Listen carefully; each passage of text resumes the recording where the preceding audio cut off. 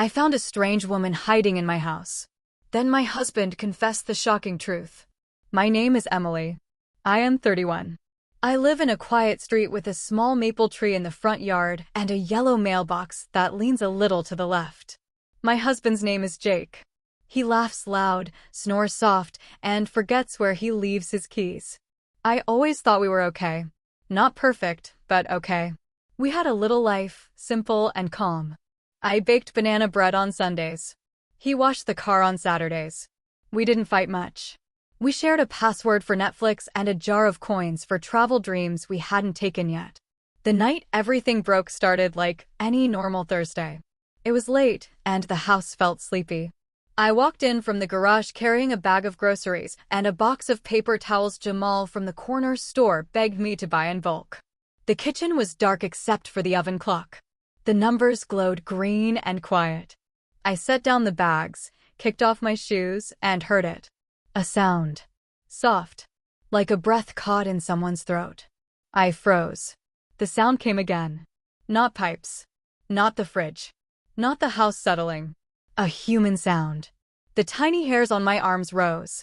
I held my breath. The sound was close, too close, like it was hiding in the walls. Our pantry door was cracked open. The small slice of darkness felt like it was staring at me. I grabbed the nearest thing on the counter, a metal spatula, and stepped forward.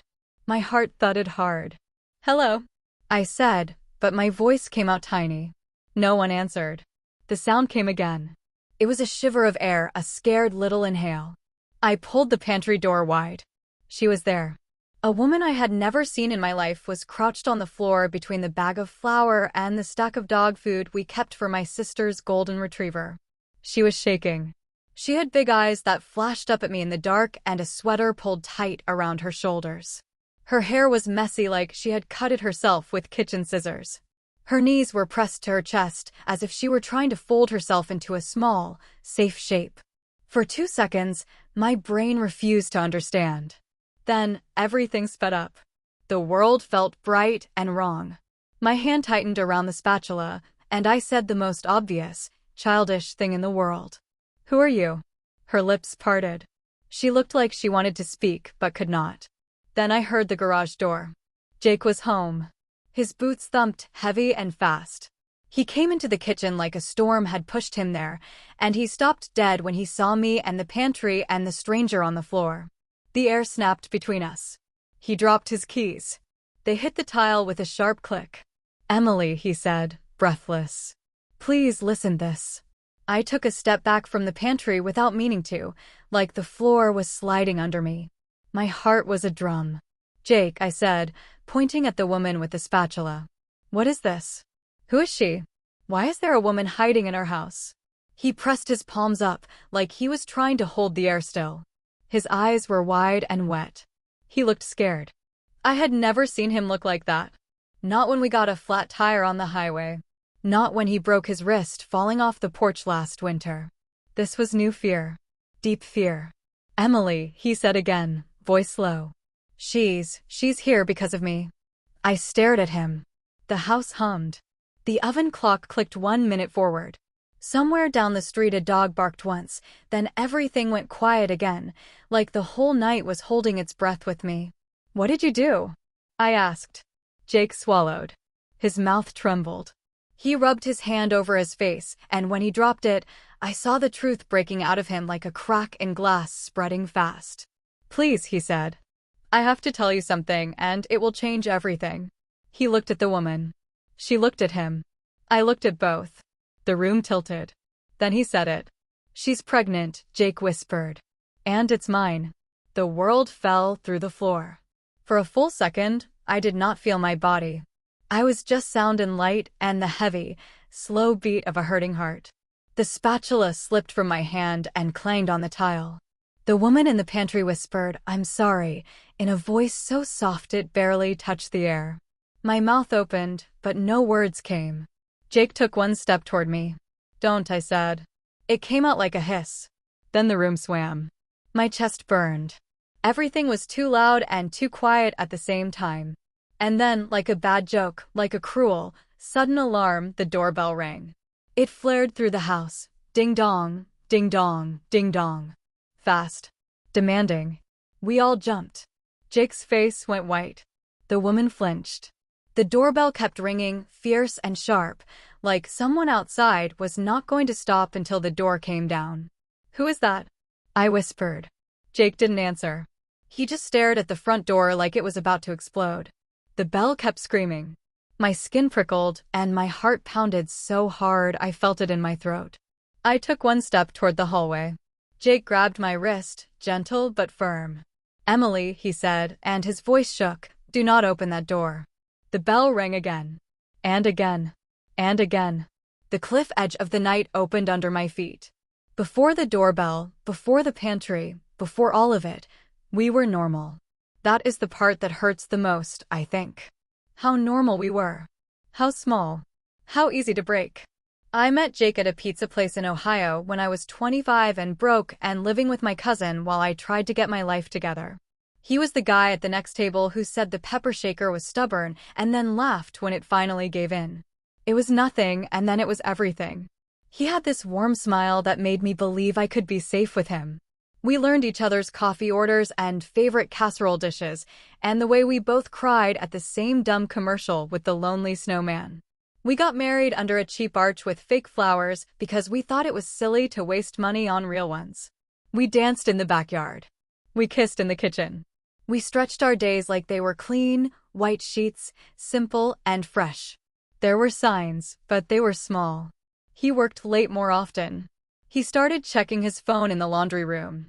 He bought a second duffel bag and said it was for the gym, but the gym he liked was 10 minutes away, and he never brought the bag inside. He started using cash. Who uses cash anymore? I noticed, and then I told myself not to be crazy. He was kind to me. He bought me flowers on Tuesdays for no reason. He rubbed my shoulders when I couldn't sleep. He told me he loved me in the wide, honest voice I trusted. But sometimes, late at night, I would wake up and he wouldn't be in bed. I'd find him standing at the window, staring at the street like he was waiting for something to appear and prove we were still real. When I asked what he was doing, he'd say, "Just thinking," and pull me into a hug that felt a little like goodbye. I should have asked harder. I should have pushed. I should have said, "Something is wrong, Jake. Tell me now." But I was busy being soft. I was busy believing. I was busy choosing peace because peace felt like love. On the Monday before the pantry night, there was a knock on our door at noon. I was home early because my boss, Mr. Bennett, sent me away with a migraine that felt like a red light behind my eyes. When I opened the door, nobody was there. Just a plain brown envelope lying on the mat with my name typed on a white label. I picked it up. It was heavy and flat. My stomach twisted. I don't know how I knew, but I knew it wasn't good. I brought it inside and set it on the dining table like you set down a glass bomb. I didn't open it. I waited for Jake. When he came home, I showed him. He touched the envelope like it might bite. Then he said, "Probably junk," and slid it into the drawer with the napkins and coupons. He kissed my forehead. I let him do that. I told myself I would look later. I didn't. That same night, I heard the garage door at 2 a.m. I got up and padded to the kitchen. The fridge light threw a cold square on the floor. Jake was standing there barefoot, drinking milk from the carton. He jumped when he saw me, wiped his mouth with his wrist, and smiled too big. He said he couldn't sleep. He said he went for a drive.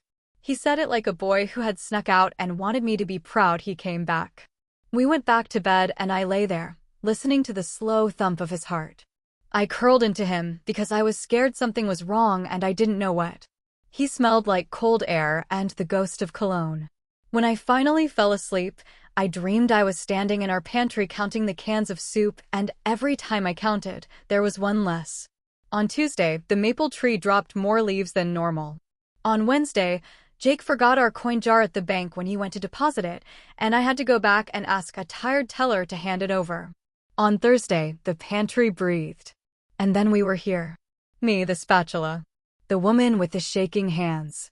Jake with the white face and the words that broke the floor under us. She's pregnant. And it's mine. The doorbell screamed through the house like it was alive. Ding dong. Ding dong. Ding dong. Do not open that door, Jake said again, tighter now. Who is it? I asked. My voice was thin. I looked at the stranger. She was hugging herself, eyes huge, lips bitten red. She shook her head like she didn't know either. Or maybe she did and she was scared to answer. Emily, please. Go upstairs, Jake whispered. I'll handle this. I stared at him. I thought of the brown envelope in the drawer. I thought of nights he wasn't in bed. I thought of the way he looked at the woman when he said she was pregnant. That look. Soft and scared. It lodged under my ribs like a splinter and made it hard to breathe. No, I said. The bell stopped. Silence slammed down so hard my ears rang. Then came a knock. Not the doorbell. A fist. Slow. Heavy. Boom. Boom. Boom. Jake, a man's voice called through the door. Calm. Cold. Open up. I had never heard that voice before. But it sounded like a voice that owned things. Like a voice that made rules for people who didn't even know they were being ruled. Jake closed his eyes. Emily. Please. I didn't move. He stepped to the door like he was walking into a storm he had ordered but could not cancel. He put his hand on the knob but didn't turn it. Then he turned and looked at me and I saw shame. Real shame. The kind that burns. I messed up, he said. I thought I could fix it before it reached you. I can't. Who is she? I asked again, because I needed him to say it clean. I needed words, not fog. His mouth trembled. He looked at the pantry. The woman met his eyes and then looked down. My heart slowed so much I could feel each beat fall like a small stone. Her name is Ava, Jake said. I met her last year. It started with me being stupid.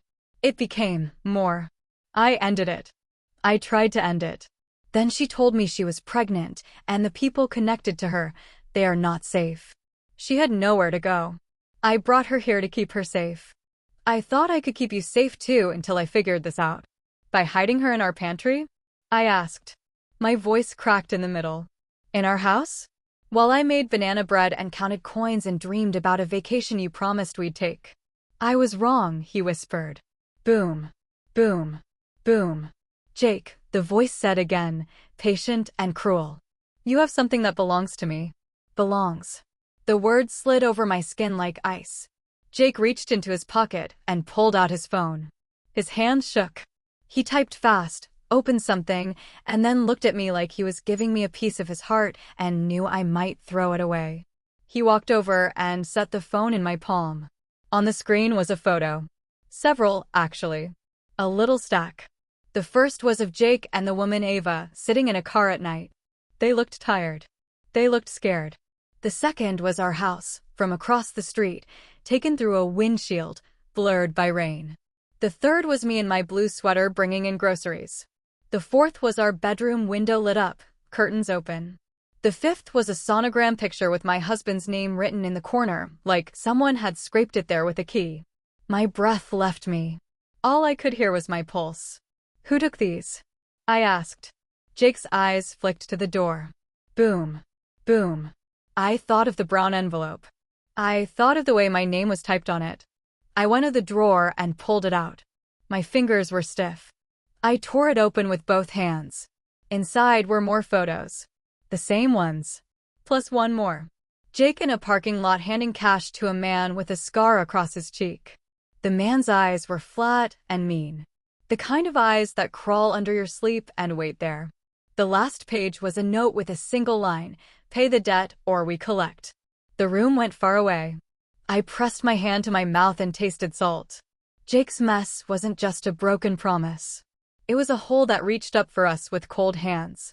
I looked at the pantry again. Ava's face was wet with tears. She shook her head like she was drowning. I'm sorry, she whispered. I never wanted to ruin your life. Something in me changed shape. A part that had always been soft, maybe too soft, hardened. It was small at first, like a seed cracking open. But I felt it. A shift. A promise. I didn't know the details yet. I didn't know the plan. But I knew this. I would not let people with cold eyes decide my life. And I would not let the people I loved, yes, even if that love was broken, be hunted in my own house. The fist hit the door again. Harder. The hinges rattled. Last chance, the man's voice said, still calm. Open up. I stepped toward the hallway. Jake grabbed my arm. Emily, please. Go upstairs. Take the phone. Lock the door. Call. No, I said again, firmer this time. I let my arm slip free. I'm going to the door. I'm going to see the face that thinks he can own my house. Jake shook his head, panic rising. Please. I'm done hiding in my own life, I said. I walked to the door. Each step felt slow, then fast, then slow again.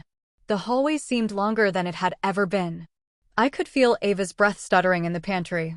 I could feel Jake's fear like a heat behind me. Outside, the porch light buzzed. A moth thumped against the glass. I put my eye to the peephole. A man stood on our porch. Tall. Heavy coat.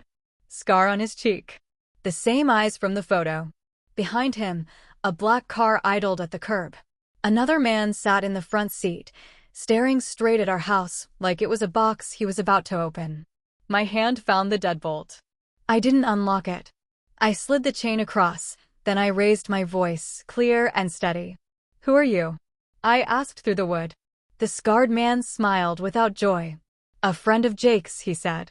He owes me. And I've come for my interest. What is your interest? I asked. My voice didn't shake. That surprised me. He leaned close. I could see the small white line of the scar. I could smell cologne through the crack.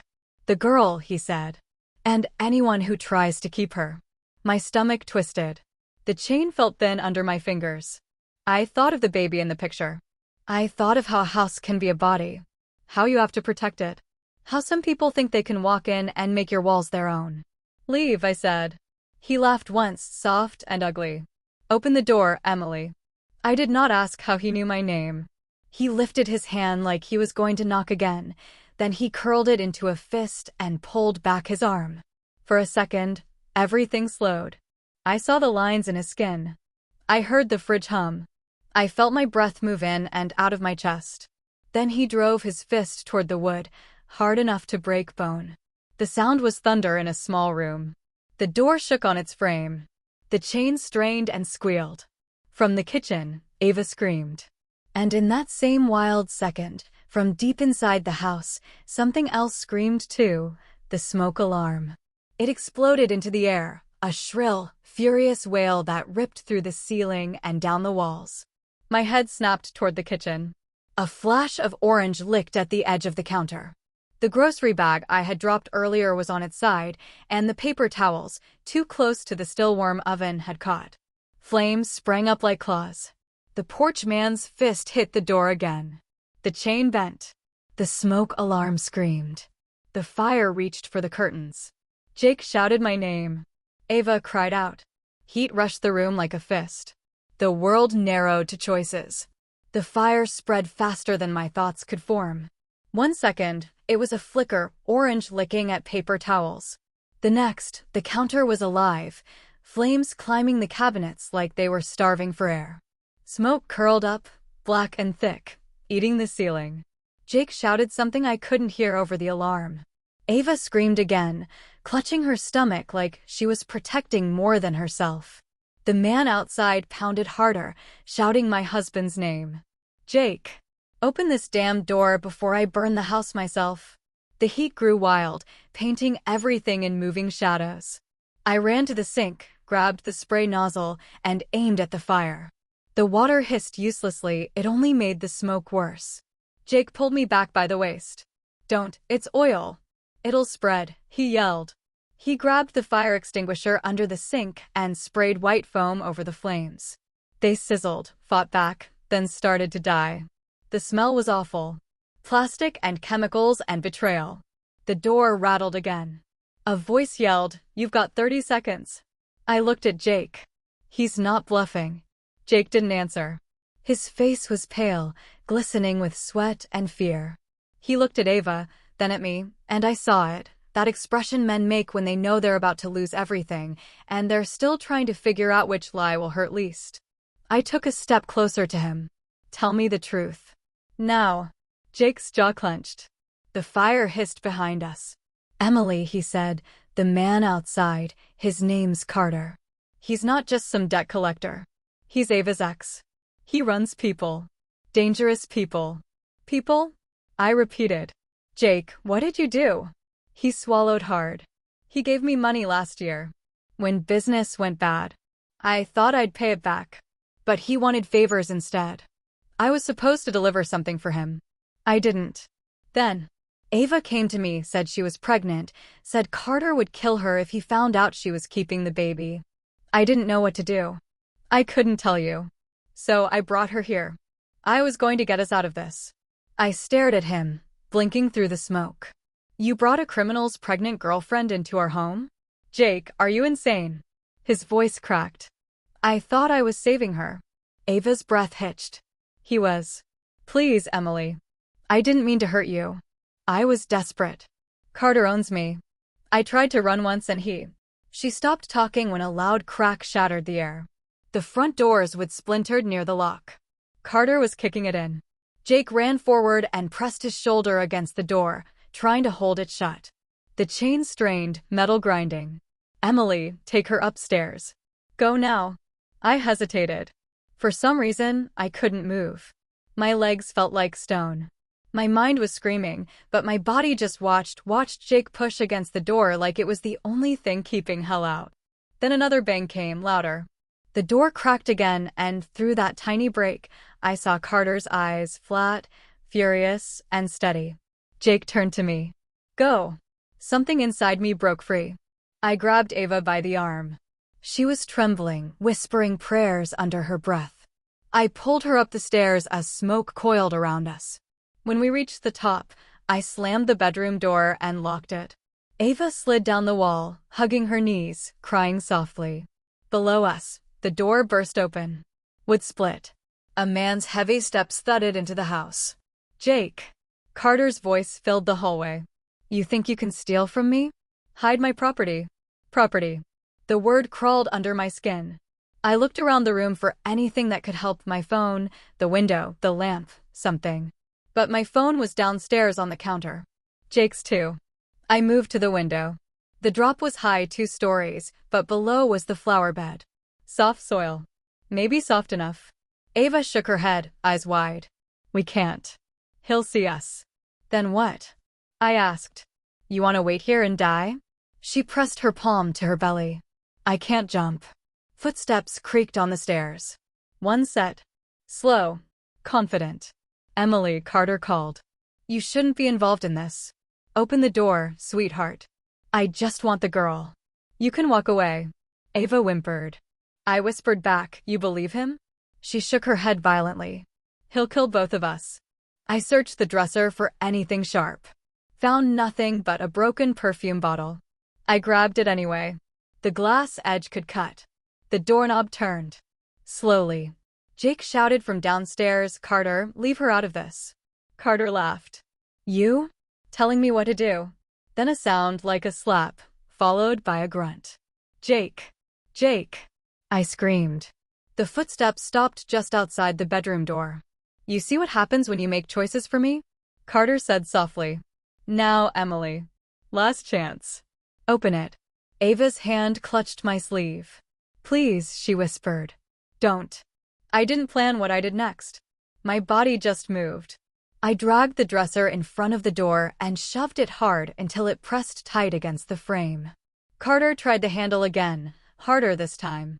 The door thudded once, twice. Then silence. A pause that stretched too long. I held my breath.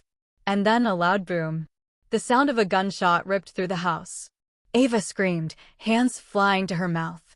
Jake, I whispered. My heart broke the air apart. We didn't move. We didn't speak. Another boom followed. Then the sound of something heavy falling against the stairs. Ava was shaking uncontrollably now. He killed him, she sobbed. He killed him. I couldn't answer. I just stared at the door, frozen, tears burning down my cheeks. Then I heard Carter's voice again, closer this time. Calm. Almost casual. 2 bodies are enough for one night, Emily. Don't make it 3. The sound of his boots moved down the hall, slow and heavy. He was coming for us. Ava grabbed my hand and squeezed. Window, she whispered. Now. I ran to it. The night outside was cold, moonlight spilling over the flower bed. I pushed it open. The wind rushed in, sharp with smoke and fear. "Ava, climb." She shook her head. "I can't." "You have to," I said. "For your baby." Her eyes filled. She nodded once. Then the doorknob rattled again. Louder. Stronger. I helped her onto the ledge. She was trembling so badly I thought she'd fall before she even jumped. I put my hand on her back. "Now." She jumped. The thud below was muffled but real. She groaned in pain. Carter's voice roared, "You stupid." The door splintered. I didn't think. I leapt after her. The air slapped me. My body hit the ground hard, pain flashing through my ribs. But I was alive. I crawled to Ava, who was crying but breathing. Her leg was twisted, not broken, thank God. From the window above, Carter's shadow appeared huge, black, wrong. He raised the gun. I didn't wait to see if he'd shoot. I grabbed Ava's arm, half dragging, half carrying her toward the neighbor's yard. My lungs burned. My eyes watered. Somewhere behind us, a siren began to wail. The fire had spread again, this time enough for the neighbors to notice. Carter cursed from above. The smoke thickened. The sirens grew louder. We ran. We didn't stop until we reached the fence at the end of the yard. Ava collapsed against it, sobbing.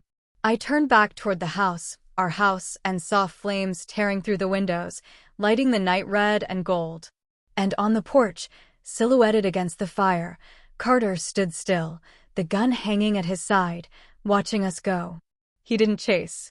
He just smiled through the smoke. The fire swallowed everything. My husband. My house. My life. And as I held Ava's trembling hand, I whispered the one promise I knew I'd keep. He's going to pay for this. Then, from somewhere deep inside the flames, came a faint sound, coughing. Someone was still alive inside. And that's where the night truly began to change. The coughing grew louder. Broken, uneven, but alive. Ava's eyes widened. "Emily, someone's still in there." I stared at the burning house. The flames had eaten through the curtains, the roof already cracking under heat. It didn't look like a place where anyone could still breathe. But that sound, low, desperate, cut through everything. It was Jake. "Stay here," I said, standing up. Ava grabbed my wrist. "No, you'll die if you go back in there." "I can't just leave him." She shook her head, coughing through the smoke. "Emily, he's gone." But she stopped when she saw my face. I think she understood then. It wasn't love pulling me toward the fire, it was anger, confusion, and the small, stupid hope that maybe I could get one last truth before everything turned to ash. I tore away from her and ran. The heat hit me before I even reached the door. It was like walking into the mouth of the sun. The air burned my throat. The doorknob was hot enough to sting, so I kicked it open with my shoe. Inside, everything glowed orange and black. The fire had reached the living room, swallowing the couch, the pictures, the rug where we'd danced last Christmas. The smoke was thick, choking, but I could still hear the coughing. "Jake!" I shouted. No answer, just another cough, weaker this time. I followed the sound through the flames, stepping over fallen beams and shattered glass until I saw him. He was on the floor near the stairs, one arm over his face, blood on his shirt. His leg was twisted, pinned by a broken piece of wood. Oh my God, I dropped to my knees beside him. "Jake, can you hear me?" His eyes fluttered open. For a second, he didn't seem to know where he was. Then his hand found mine, weak and shaking. "Emily, you came back." "I should have left you," I said, half crying, half coughing. "But I can't get up, we have to move." I tried to lift the wood off him, but it was too heavy. He groaned in pain, his voice breaking. "Carter," he rasped. "Is he gone?" "For now. But the police are coming. You have to get up." He tried to move. The moment he did, he screamed, a sound I'll never forget. His leg was broken. Badly. I looked around frantically. The flames were closing in, curling along the staircase. I could barely see through the smoke. "Jake, listen to me," I said, coughing. "You need to tell me the truth before we die in here." He turned his head toward me, eyes red and wet. "Emily." I never meant to hurt you. That's not what I asked. His mouth trembled. Carter, he wasn't just a lender. He's part of a ring that launders money through small construction companies. I thought I could double what he gave me and pay him back without involving anyone. But it fell apart. He said I owed him 50 grand. Then he sent Ava. Sent her. I asked, my stomach twisting. You mean she didn't just show up? Jake shook his head. No. He told me to watch her, said she was one of his girls. I didn't know she was pregnant until weeks later. She told me she was running, said Carter wanted to sell her baby.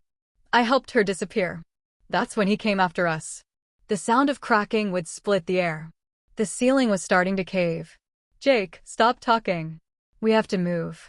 He grabbed my wrist, his grip surprisingly strong. There's something else in the drawer. What drawer? The one under my desk, downstairs. There's a flash drive. Everything's on it, his accounts, the money transfers, names. If you get it to the police, you can end this. Jake. He coughed, choking. Promise me. I hesitated. Then I nodded. I promise. I pulled harder on the wood. It shifted an inch, then two. Jake groaned, but managed to move his leg free. We stumbled to our feet, half falling, half dragging each other toward the door. The whole room was on fire now, flames crawling across the ceiling like angry vines. We were steps away when another sound cut through the chaos. Gunfire. 3 shots, outside. Ava screamed. Jake froze. He's back. The front window shattered as a bullet tore through it. I dropped down instinctively, pulling Jake with me. A second bullet hit the wall above us. Through the smoke, I saw Carter's shadow outside, walking slowly toward the front door again. His silhouette danced in the firelight like something not quite human. Jake turned to me, gasping for air. Go out the back. Now. What about you? I'll hold him off. I shook my head violently. You can barely stand. He pushed me toward the kitchen. Emily, please. You promised. And then he did something I didn't expect. He kissed my forehead, like it was a goodbye. Before I could argue, he turned, grabbed a shard of glass from the floor, and limped toward the doorway. I watched him for one painful second, my husband, broken and desperate, limping toward a man who had already killed for less. Then I ran. I made it to the back door, grabbed the desk drawer on the way, yanked it open, and there it was, a small black flash drive taped under a folder. I shoved it into my pocket and threw open the door. Outside, the night was chaos, flames behind me, sirens in the distance, and Ava limping toward the streetlight. Emily, she cried. Hurry. But before I could reach her, another gunshot rang out from inside. I froze. My heart stopped. Then, silence. Ava's hand flew to her mouth. No. The house roared as the roof finally gave way, flames exploding upward. I couldn't move. I couldn't breathe. My knees hit the ground before I even realized I'd fallen. Somewhere deep down, I knew Jake was gone. But Carter wasn't. He stepped out through the front doorway like the fire had opened a path for him. His coat was singed, his face streaked with ash, but he was alive and smiling. I grabbed Ava's arm. Run. We stumbled down the street, my lungs tearing from the smoke. The sirens were louder now, closer. Red and blue lights flashed against the trees. Carter's voice carried behind us. You can run all night, sweetheart, but you still have something that belongs to me. We reached the end of the street just as 2 police cars turned the corner. I waved my arms wildly. Help! He's got a gun. The cops jumped out, shouting commands, aiming their weapons at the burning house. Carter turned, calm as ever, and raised his hands, then ducked behind a car and vanished into the dark. They chased him, but he was gone before the flames even died. I collapsed beside Ava, trembling. The paramedics came, wrapping us in blankets, asking questions, but their voices felt far away. All I could hear was Jake's last words, "You promised." Later, when the fire was out and the night had quieted, I sat on the back of an ambulance, the flash drive still in my hand. One of the officers knelt beside me. "Ma'am, do you have any idea who that man was?" I looked up at him, my throat raw. "No," I said quietly. "But I'm going to find out." The officer nodded, but I wasn't talking to him. I was talking to myself. Because this wasn't over. Not even close. Carter had taken my home, my husband, my peace.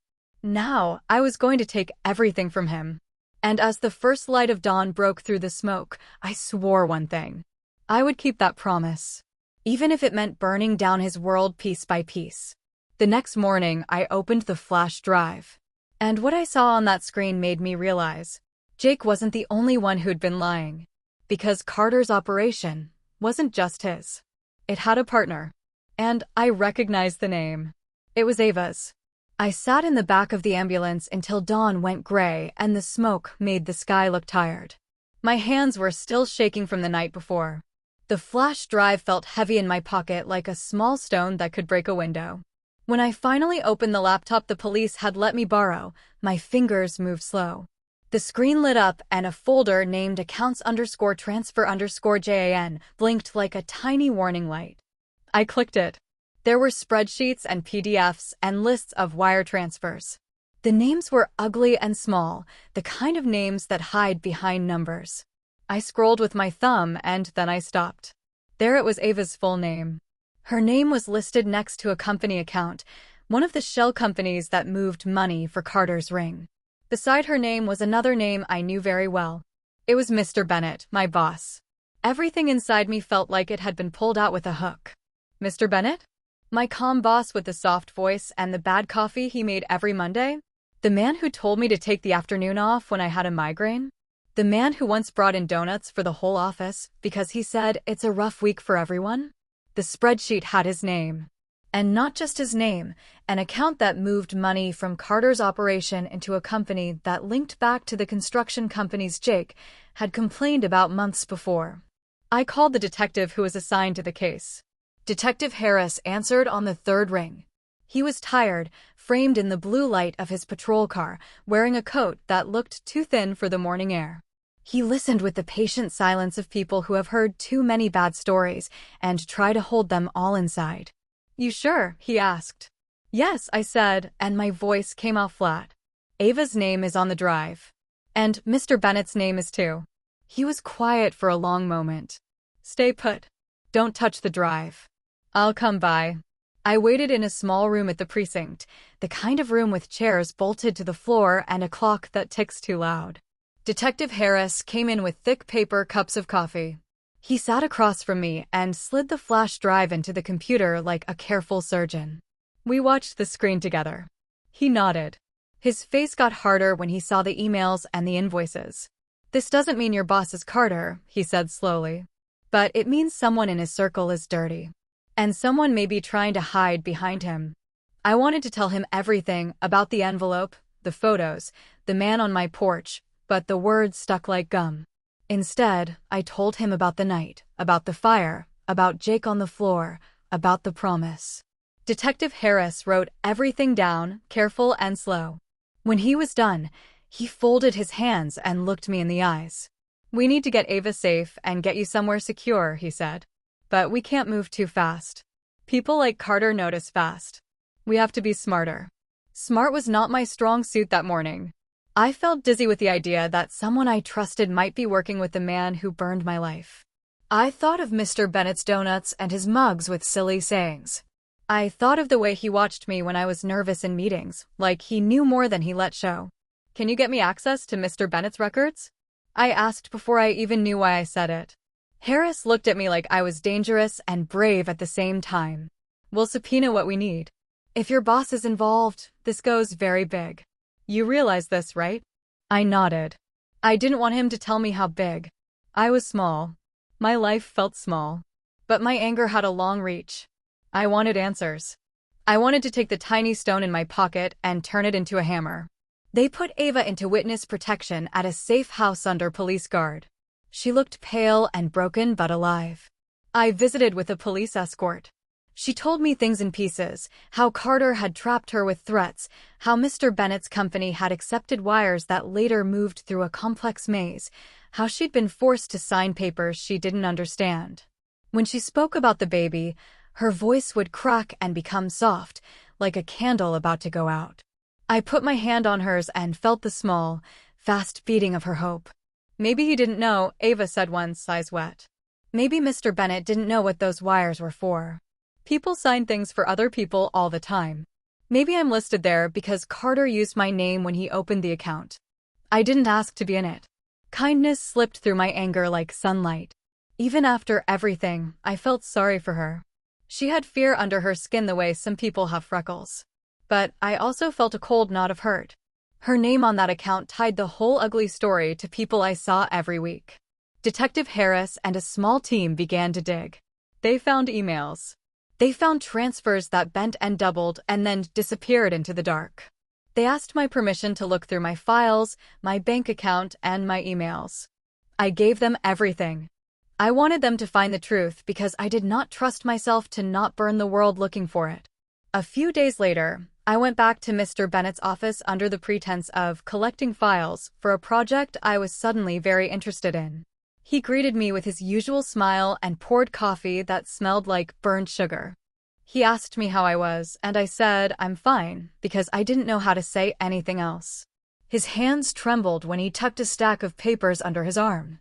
He tried to be casual. He failed.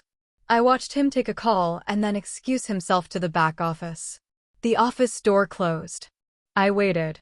Waiting felt like holding your breath until your lungs begged for air.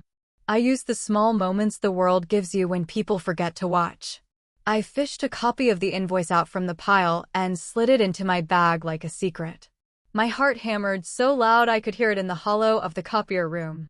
I took the elevator down, palms sweating, and went straight to Detective Harris. He looked at the invoice when I slid it across. He frowned. "This is older," he said. "But good work." We traced the account. The transfers went to shell companies and then to a company that contracted with Mr. Bennett's firm on a very ordinary-looking renovation project. That renovation company's owner had a clean record until 2 years ago. Then a man named Simmons signed the papers. We matched Simmons' signature to a surveillance video from a bank, that same scarred cheek in the footage I'd seen on the drive. We were making a map. A map with roads named Carter, Simmons, and another name that turned my stomach, Harris and Company. Construction. That company had been backing projects for years. My boss company had a consulting partnership with them. Detective Harris's eyes narrowed. "This is getting messy," he said. "We might have a mole deep in the city, Emily. Or people who clean their tracks through small companies. Either way, this is bigger than we thought." That night, I couldn't sleep. The city lights looked like small wounds on the dark. I kept imagining Jake's hand, weak and hot, in mine the last time.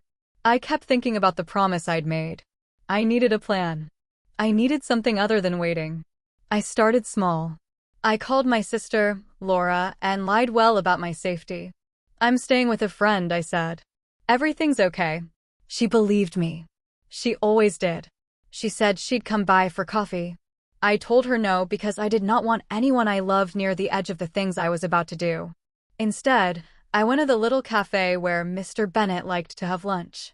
It smelled like fried onions and sadness in the afternoons. I sat with a stack of papers and pretended to read. He came in earlier than usual and sat alone in a corner. He looked tired. He looked older. I could see the weight of something on his shoulders that wasn't me. When he left his coat on the chair. I walked over and slipped his business card from the inside pocket of the coat as if it were an accident. My hands were steady. I was trying to be kind to myself by being careful. As I left the cafe, I saw a familiar face, Mr. Bennett stepping out and heading across the street. He stopped halfway and looked back at the cafe like someone watching a mirror break. He then walked away, but then he turned and came back unexpectedly. He leaned in and asked the barista about a name on a receipt, and the barista told him a woman, Ava, had come in last week and paid cash for a pastry. Mr. Bennett's face changed. He looked confused and then something else. Regret. I watched him walk away, and I felt something heavy like sympathy. Maybe he was tangled. Maybe he was a small, ordinary man who had made a bad choice years ago and had been caught up in something he couldn't see.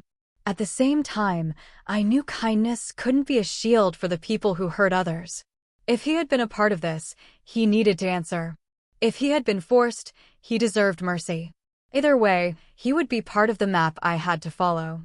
The next morning, Detective Harris told me they had a new lead. A camera across the street from Mr. Bennett's office had captured a late-night meeting between someone who looked like Simmons and a car registered to a company under Mr. Bennett's name. The timestamp fit the transfers on the flash drive. It was the first clear thing we had that connected the dots. Then everything accelerated. The men in suits started asking questions at work. Friends whispered in hallways. I overheard the word raid. Mr. Bennett began to come in later, leave early, and his coffee mugs stayed cold. In the middle of the chaos, Ava called me one afternoon when I had thought she could not. Someone is in the safe house, she whispered on the phone, voice small. There was a noise. I think they tried the window. My chest went tight. Are you with the officer? Yes, she said. But he's in the kitchen. He said he had to go to the bathroom. He should be back. I told her to stay put and call the number Detective Harris had given her if anything happened. Then I told her not to trust the voice that said everything would be okay. She thanked me quietly and hung up. Less than an hour later, my phone buzzed with a message from Detective Harris. We're moving Ava to a different location. Be on the ready. I felt a sudden twist of relief and then a cold fear. Movement meant risk. Movement meant people watching. I left my apartment and drove slow. My hands gripped the steering wheel. The city was loud with afternoon life, and I felt like I was moving through a world that had not yet learned to be careful. I parked 2 blocks away and walked. I wanted to be the kind of person who could wait. But the part of me that had watched flames take the roof of my life wasn't good at waiting. I was halfway down the block when I heard the sound, a high squeal. Like brakes. Like a door being slammed. Then, a deep roar. The street in front of me blurred as a black SUV sped down it and turned the corner with a screech. My skin crawled. From the back seat of the SUV, a pale hand tossed something small and white into the air. It landed in the gutter and skittered into a storm drain with a soft clink. I stopped. My stomach dropped. I picked my feet up and ran to the drain. Kneeling, I fished with my hands. My fingers came away with a small silver key and a note that read, "We have what you want. Stop digging." The world narrowed to the size of that key. I looked up at the street. The SUV was gone. The air smelled of burnt rubber. Someone had just told me they could take everything else from me at any time. I held the key tight and the note crumpled in my other hand. The promise I had made sat in my chest like a stone. I promised Jake I would find the truth. I promised Ava I would help her. Now someone with a fast car and a pale hand had told me, stop or lose everything. I folded the note and slipped it into my pocket. I stood up slowly. I felt small, but I felt a cold clarity too. The map had a new road now, one that led straight to the people who wanted me quiet. And at the end of that road, something terrible waited. In the distance, I heard a siren. It was not for me yet. But it was coming. The key sat on my palm all night, small but sharp enough to keep me awake. Every time I closed my eyes, I saw Jake in the fire, his hand reaching for me, his voice whispering, "You promised." By morning, the city outside my motel window looked washed out, gray from rain and smoke. I hadn't slept. The note in my pocket, "We have what you want. Stop digging," kept echoing in my head. Stop digging. But I couldn't stop. The key had a small tag attached with faded letters, Storage Unit 14V. It wasn't just a threat. It was a breadcrumb. I drove across town in a borrowed car, my hood pulled low, paranoia riding shotgun. I didn't tell Detective Harris. I didn't want him stopping me. This wasn't just an investigation anymore, it was personal. The storage facility sat behind a chain-link fence, the kind of place where secrets go to die quietly. Rows of metal doors stretched down a long concrete corridor. Rain tapped the tin roof, making the whole place sound like a ticking clock. Unit 14B was at the far end. The padlock was old but unbroken. The key fit perfectly. When I turned it, the metal clicked like a gun cocking. The door groaned open. Inside, the air was cold and smelled of dust and gasoline. A single light bulb hung from the ceiling. Beneath it sat a table covered in files, neat stacks, each labeled with names I didn't recognize. In the corner was a duffel bag. I reached for it, unzipped it slowly. Cash. Bundles of it. At least $50,000. Beside it, a burner phone. And on the table, photos of me. Me at the grocery store. Me at work. Me sitting in the cafe across from Mr. Bennett. Each photo had a date written in red pen. Someone had been watching me long before the fire. A chill ran down my spine. There was also a letter. Folded once, sealed with black tape. My name was written across it in Jake's handwriting. I sat down on the cold floor, my fingers shaking as I peeled the tape away. Emily, if you're reading this, it means things went wrong. I tried to fix it without dragging you into the storm, but I failed. Carter wasn't just a criminal, he was part of something larger. Bennett was his partner on paper, but not the boss. The real one hides behind layers. I couldn't find the name, but I think Ava knows more than she told either of us. If you still have the flash drive, don't hand it to anyone until you're sure they aren't one of his. There are cops on his payroll. I'm sorry for everything. And, Emily, if Carter doesn't get to you, Ava might. Jake. My breath caught. If Carter doesn't get to you, Ava might. I stared at the letter until the words blurred. Ava? The trembling girl who cried over every siren? The one hiding from Carter? No. It couldn't be. But Jake had written it before the fire, before he died. And Jake didn't lie in writing. I shoved the cash, letter, and phone into my bag and left the storage unit. My pulse was hammering. The rain had stopped, but the world still felt heavy. When I got back to the motel, my phone buzzed. Unknown number. Emily, a voice said softly. Ava, where are you? I asked, trying to sound calm. They moved me again. I can't tell you where. Her tone was strained, almost panicked. The police said you were looking into Bennett. You have to stop. Please. These people, they'll kill us both. I hesitated. Ava, listen to me.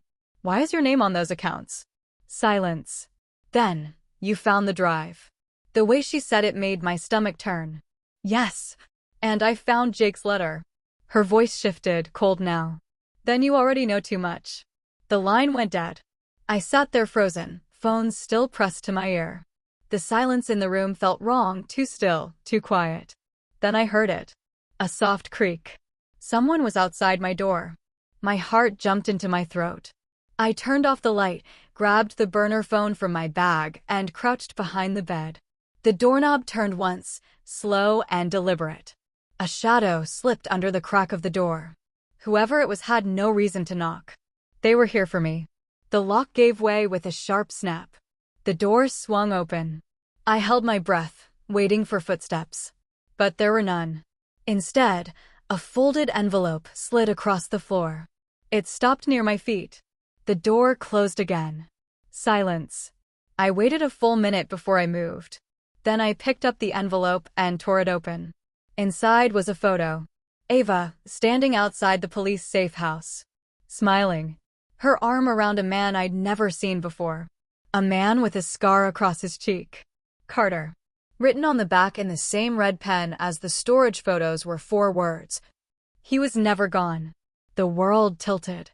I sank back against the wall, the photo trembling in my hand. Ava and Carter together. The fire, the pregnancy, the fear, had it all been a performance? No, it couldn't be. She'd been terrified. I'd seen it. Unless she hadn't been running from Carter. Unless she'd been working with him all along. And the fire. Oh my God. The fire wasn't meant to kill her. It was meant to erase Jake and me. My vision blurred with rage. Every piece of kindness I'd felt for Ava turned to ash. She'd used me. Manipulated me. Played the broken victim while helping the man who burned my life to the ground. But she'd made one mistake. She'd left me alive. And I wasn't going to waste that mistake. I spent the next 3 hours tracing every contact on the burner phone. Most were dead numbers until one connected. A man's voice answered. Rough, low. Who's this? I'm calling for Ava, I said. Silence.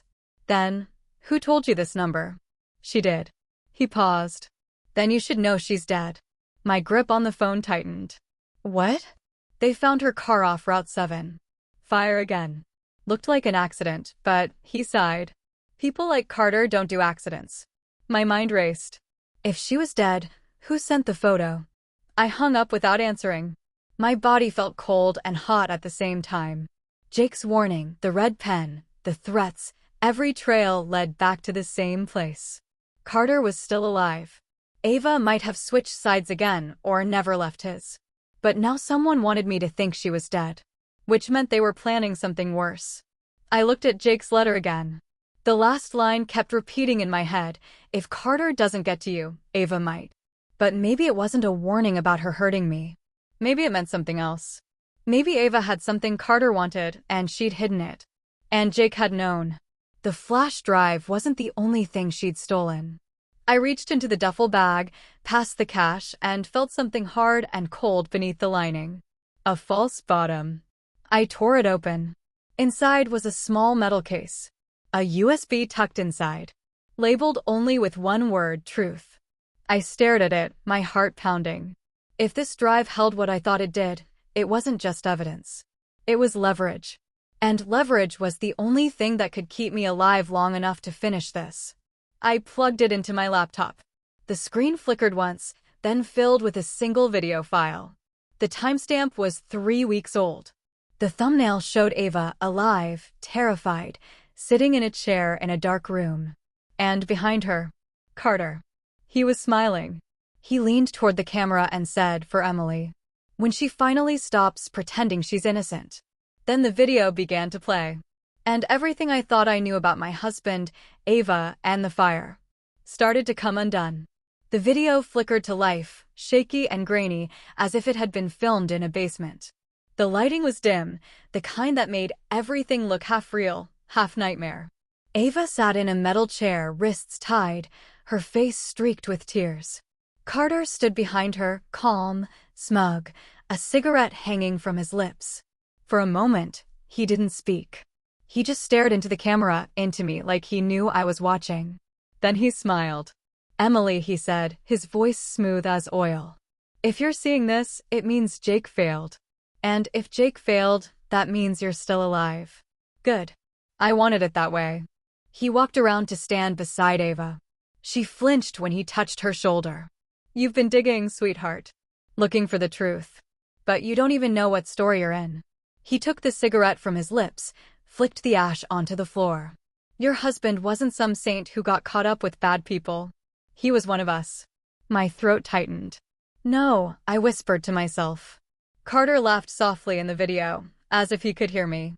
"Oh, come on, Emily. You think Jake accidentally met me? That he was some lost husband trying to protect his fragile wife? He was my partner. My fixer. He handled the money, the accounts, the paperwork. The construction company was just the surface. He's the one who brought Bennett in. He's the one who told me you'd never ask questions." I pressed pause. My hands shook so badly I nearly dropped the laptop. It couldn't be true. Jake, the man who tucked notes in my lunchbox, who stayed up with me through flu nights, who cried when my mother died, he couldn't be this monster Carter described. But then I remembered the nights he worked late, the money that seemed to appear and vanish, the calls he took in the laundry room. The lies started to fit together too easily. I pressed play again. Ava's voice cut through, broken and small. "Stop lying, Carter. He wanted out. You made him stay." Carter laughed. Of course he wanted out. They all want out when it gets ugly. But he knew too much. And he took something from me. You helped him, didn't you, Ava? She turned away, silent. Carter grabbed her chin and forced her to look at the camera. "Tell Emily what you two did." Her voice cracked. "We hid it. The account. The one with everything, the names, the transfers, the shipments. We thought if something happened, she'd find it." Carter grinned. "And she did. Smart girl." He leaned close to the camera, his eyes dark and cold. "Now listen carefully, Emily. You have 2 choices. Bring me the drives, the one you found in the storage unit, and the one Jake gave you, and I'll let you live. Or keep playing detective, and I'll burn the rest of your world to the ground. Piece by piece." He stepped back. "You have 72 hours. Then the video cut to black. For a long time, I just sat there, staring at my reflection in the dark screen. My hands were trembling. My breath felt shallow. Jake. My Jake. If what Carter said was true, then my husband wasn't a victim. He was the architect of everything that destroyed us. But part of me refused to believe it. Jake had written that letter. He'd warned me about Carter, about Ava, about corruption inside the police. Would a man like that risk everything to save me? No. Something didn't add up.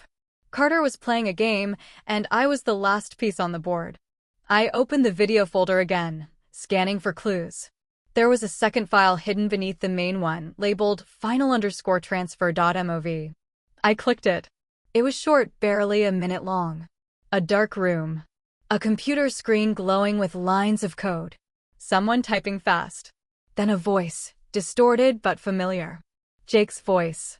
Carter thinks I moved the funds offshore. I didn't. I buried them inside his own network, under his name. When the time comes, Emily, use the drives together. They'll expose everything. Then static. And then something else. If you're hearing this, it means I'm gone. I'm sorry for the lies. I did it all for us. I thought I could build something clean out of something dirty. I thought I could protect you. But Carter never forgives betrayal. Don't trust anyone, Em. Not even the cops. Especially not Harris. My blood froze. Detective Harris. The man who'd brought me coffee, who'd told me to stay safe, who'd taken the original flash drive for evidence. Jake's last words echoed in my head. Don't trust anyone. Especially not Harris. I opened my bag, digging through the papers. The burner phone buzzed. Unknown number again. I hesitated, then answered. A deep voice on the other end. Emily. It's Harris. I went still. We caught a lead, he said. Ava's body was found outside the city. We think Carter's cleaning up loose ends. I need you to come in. We have to talk about the drive. My mind raced. Carter wanted the drive. Harris wanted the drive. Jake said not to trust him. I can't come right now, I said, keeping my tone light. I'm not safe. Where are you? He asked quickly. Too quickly. I'll call you when I can. I hung up before he could say another word. My heart was pounding so hard I could hear it. Harris wasn't just a cop. He was Carter's inside man. Jake had been right all along. I packed everything, the drives, the letter, the burner phone, the photo of Ava and Carter, and slipped out of the motel. I needed somewhere safe to think, to plan. Somewhere nobody would look for me. I drove aimlessly for hours until I ended up at the old cabin Jake's uncle used to own by Lake Lorne. It hadn't been used in years, but the key was still taped under the porch. Inside, the air smelled of dust and pine. I locked the door, checked every window, and set up my laptop on the kitchen table. If Jake had buried the evidence in Carter's own network, then somewhere in those files was the map, the one thing that could destroy him. I opened both drives. Dozens of encrypted folders appeared, labeled with random strings of numbers and letters. One of them was titled Harris. My stomach dropped. I clicked it open. Inside were scanned documents, payroll transfers, offshore accounts, and a photo of Detective Harris shaking hands with Carter outside a nightclub. He wasn't just dirty. He was Carter's partner. A sound came from outside, the crunch of gravel. I froze. Then came another sound.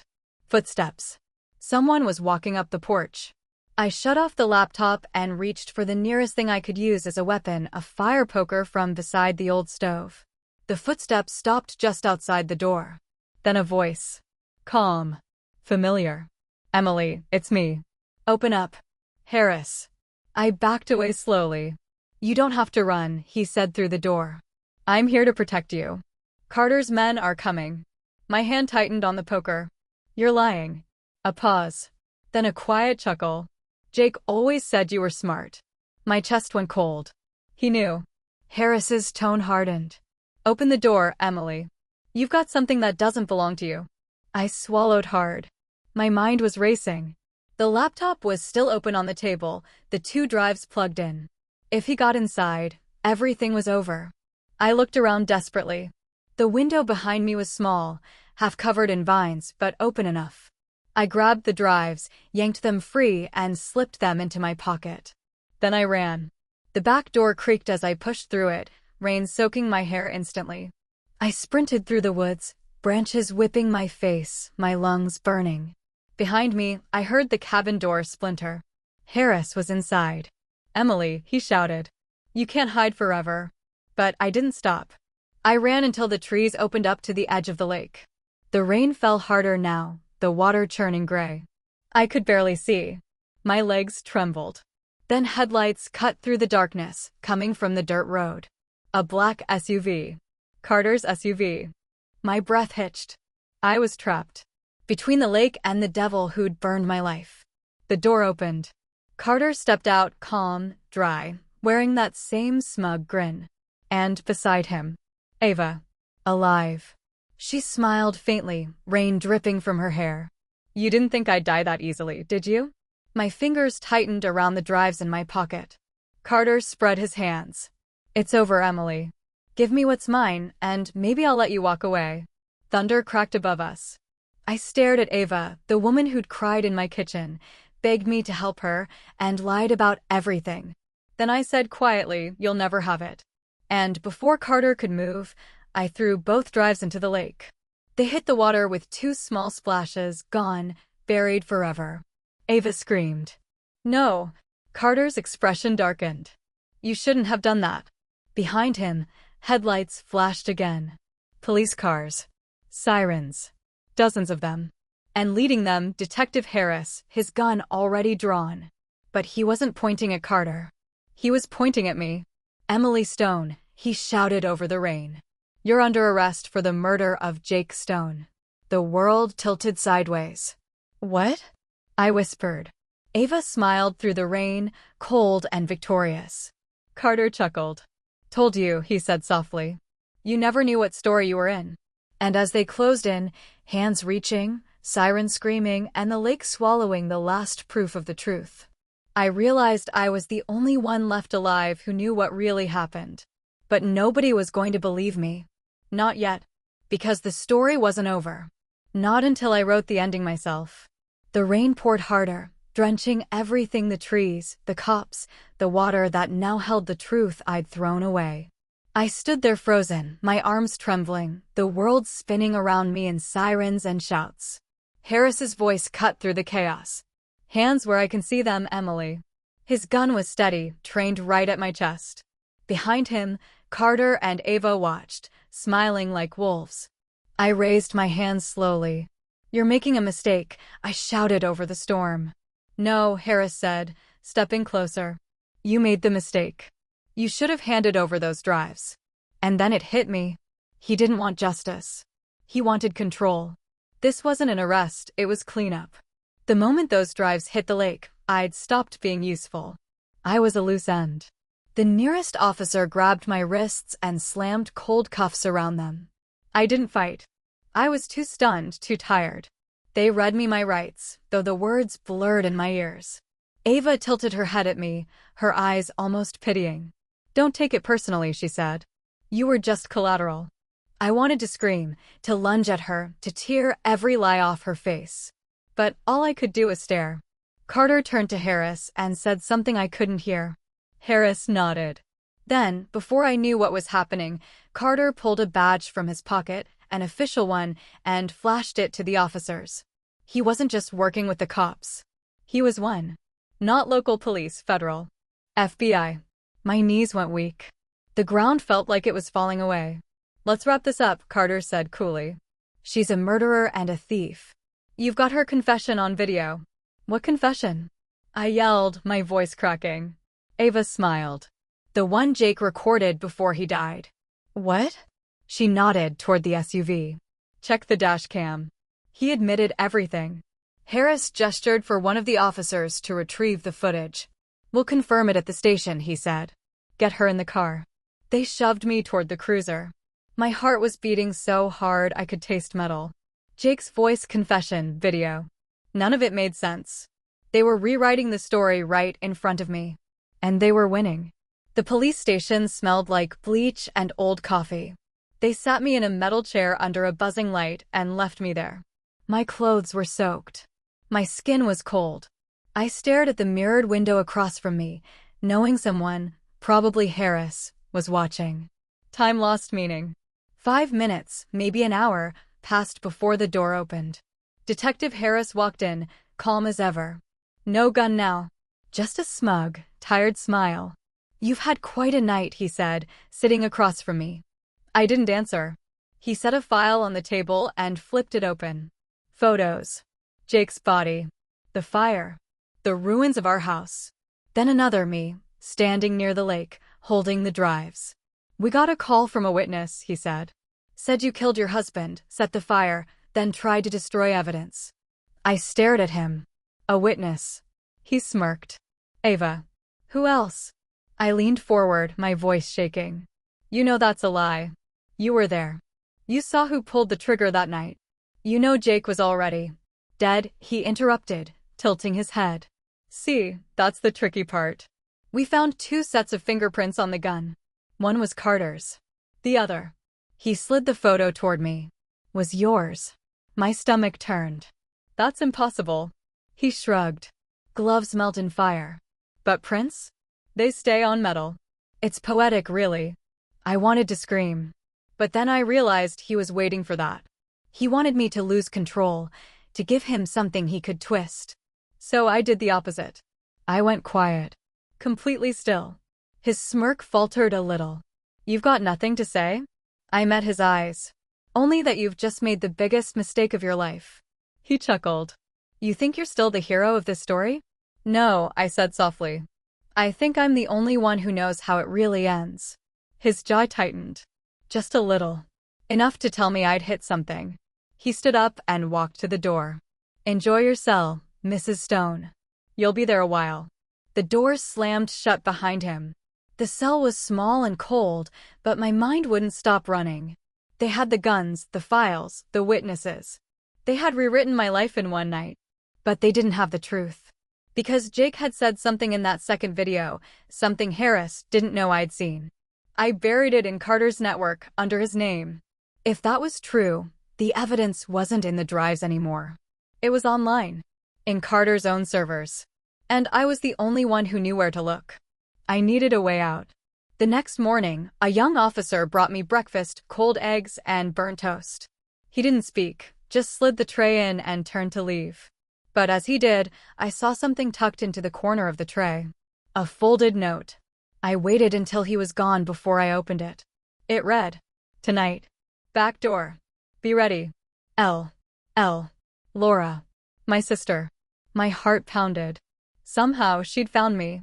That night, after the shift changed and the station grew quiet, I heard the faint jingle of keys. The cell door clicked open. Laura stood there, wearing a hoodie and fear in her eyes. Don't ask how, she whispered. Just move. We slipped through the hallway, hearts pounding, down a back stairwell, and into the dark alley behind the building. She'd parked a small sedan with the engine running. We climbed in. Laura, I gasped. How did you? She glanced at me. Jake called me. Weeks ago. Told me if anything happened, I'd need to get you out. My breath caught. He called you. She nodded. He sent me something too. A file. He said not to open it unless you were arrested. She handed me a flash drive. My stomach turned cold. It was identical to the one I'd thrown in the lake. We drove through the night, no words, no plan, just the sound of rain against the windshield and the whir of tires on wet asphalt. When we finally stopped, we were miles outside the city, near an abandoned gas station. I plugged the flash drive into Laura's laptop. A folder opened immediately.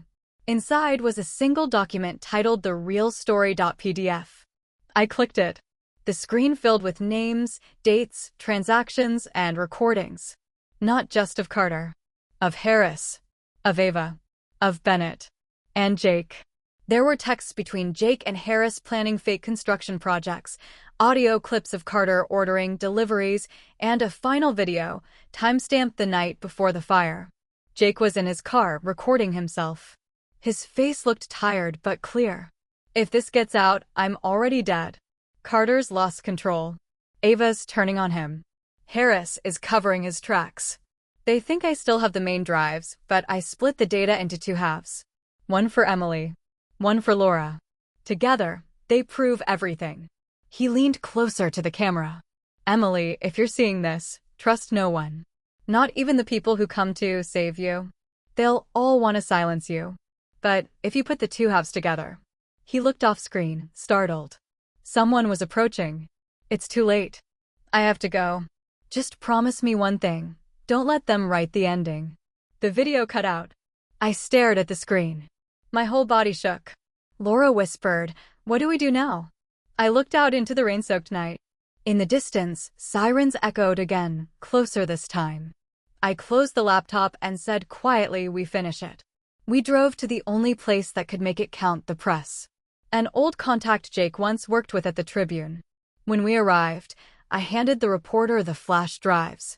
"If I die," I said, "you publish everything." He looked at me like I was crazy. "You sure about this?" "Completely." An hour later, as the first story went live online, FBI agent linked to criminal ring exposed, the world started to shake. Harris's face filled the newsfeed. Bennett's too. Carter's. Every lie, every cover-up, every fake transaction, it was all there. And somewhere in the city, I knew both Carter and Harris were realizing their empire had just collapsed. But I also knew they wouldn't stop. This wasn't justice. This was war. As dawn broke, I stood on a quiet bridge with Laura beside me, the rain finally easing. "Do you think it's over?" she asked. I looked at the horizon, the clouds turning gold. "No," I said softly. "It's just our turn to hunt." And for the first time in weeks, I smiled. Because the story they tried to bury was about to become the story that burned them all.